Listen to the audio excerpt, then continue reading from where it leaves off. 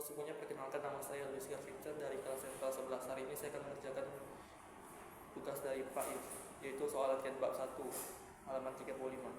Soal pertama adalah berikut pernyataan tidak benar tentang penggunaan file kabinet untuk menyimpan data.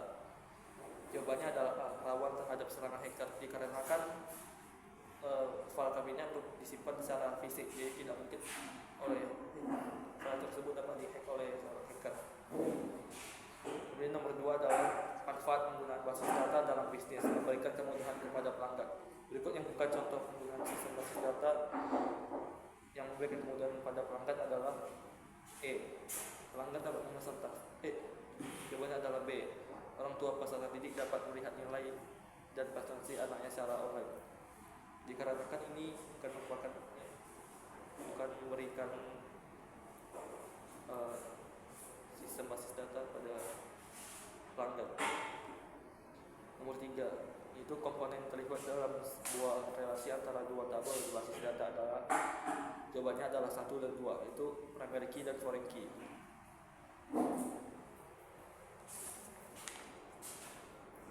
Kemudian selanjutnya nomor 4 adalah berikut yang bukan merupakan dampak penerapan konsep basis data relasional, yaitu redundansi data yang lebih sering terjadi. Dikarenakan konsep basis data relasional menyimpan data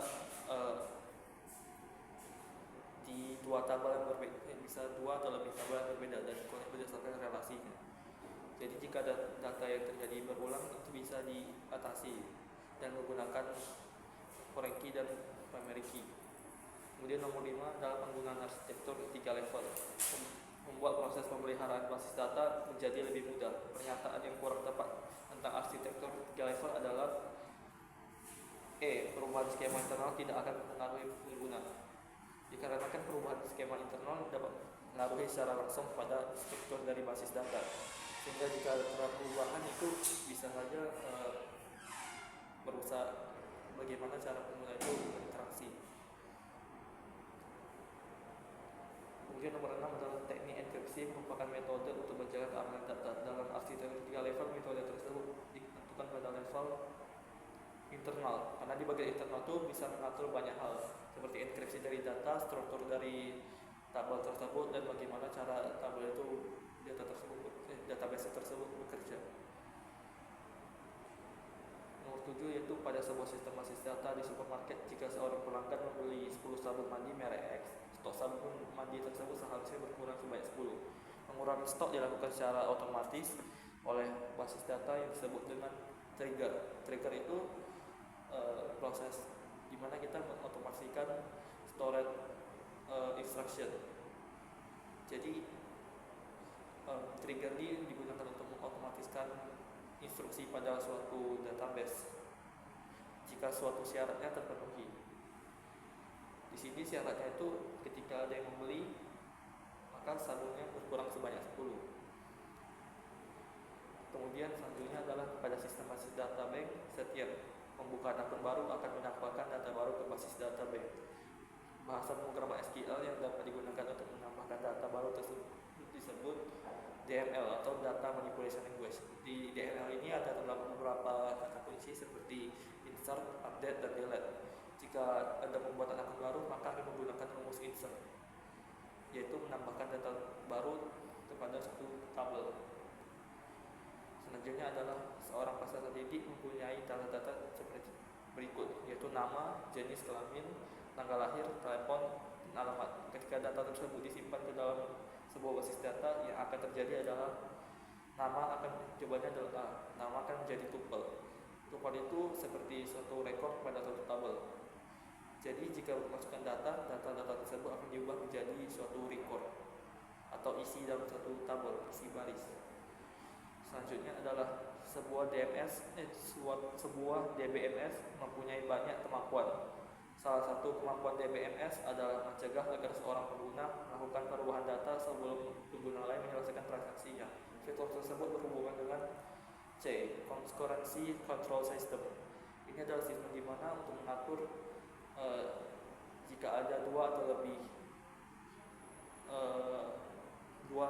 pengguna mengakses file tersebut bersamaan. Karena kan jika mereka hanya melihat saja itu tidak akan terlalu berpengaruh, tapi jika mereka ingin melakukan perubahan pada satu tabel, ada kemungkinan perubahan yang pertama ditimpa oleh perubahan yang kedua. Jadi untuk mencegahnya menggunakan concurrency control system. Selanjutnya adalah bagian B, yaitu menjawab pertanyaan esai. Nomor 1 adalah mengapa penggunaan basis data relasional lebih baik daripada flat file. Jelaskan. Dikarenakan penggunaan data relasional itu lebih efektif dalam mengatasi redundansi. Dikarenakan data-data yang diulang yang berlebihan itu disimpan pada tabel lain sehingga lebih gampang untuk diakses menggunakan foreign key. Selain untuk mencegah redundansi, penggunaan basis data relasi juga lebih mudah untuk diubah ketika data yang sudah banyak sekali itu ingin diganti, seperti contohnya data perusahaan yang harus menggantikan namanya, daripada harus menggantikan satu-satu. Penggunaan data relasi hanya perlu menggantikan satu di data foreign key-nya, dan semua data yang lain juga akan digantikan.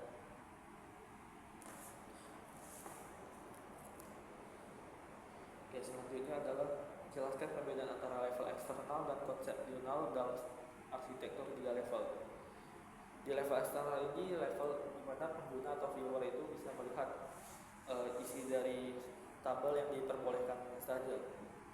Dan pada level eksternal ini data lebih gampang untuk diakses karena sudah dibikin untuk memudahkan aksesnya.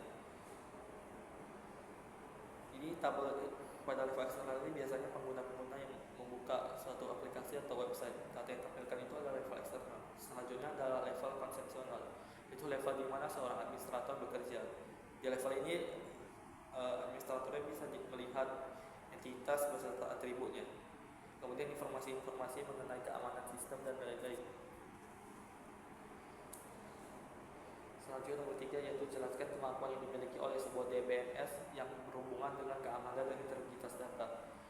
Jadi basis data itu DBMS itu bisa melakukan beberapa hal yang untuk mengamankan database mereka. Contohnya seperti mengenkripsi database seperti hash, mengamankan password jika seorang hacker berhasil masuk ke suatu database-nya. Kemudian ada fitur recovery. Jika kita tidak sengaja mendelete suatu database atau ada terjadi suatu kesalahan dalam rumusnya, suatu hitungannya sehingga variabel pada database tersebut berantakan, kita bisa melakukan recovery seperti rollback atau backup. Keamanan ini juga untuk menghindari terjadinya trojan. Selanjutnya nomor 4 adalah jelaskan beberapa penggunaan sistem basis data dalam organisasi dan cara sistem tersebut memberikan kemudahan kepada pelanggan organisasi. Oke, menggunakan basis data bisa memudahkan kita dalam mencari data yang terkumpul di antara ribuan data lainnya. Contohnya, pada aplikasi bank itu pengguna tidak harus mencari data di antara list data lainnya. Data juga akan lebih aman juga, dikarenakan pengguna yang iseng itu hanya bisa melihat data yang diperbolehkan untuk tampilkan aja.